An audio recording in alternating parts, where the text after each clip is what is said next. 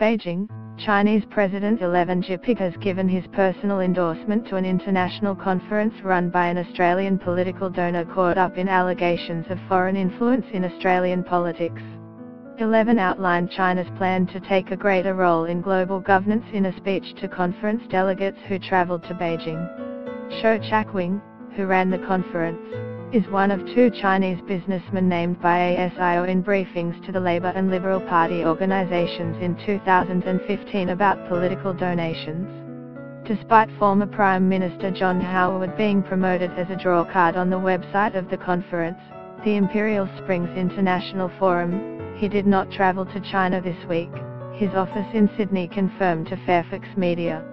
The conference came as the issue of Chinese influence once again blew up in Australia, and Senator Sam Dastyari was forced to step down as the Labour Party's Assistant Senate Whip over his connection with the other major Chinese donor subject to ASIO briefings, Huang Xiagmo.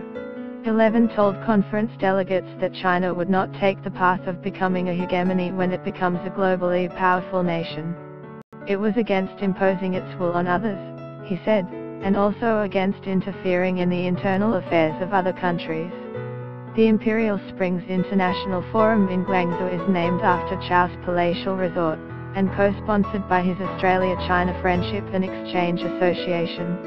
20 former world leaders including former UN General Secretary Ban Ki-moon and ex-New Zealand Prime Minister, Jenny Shiplett, attended the forum to discuss China's perspective in global affairs.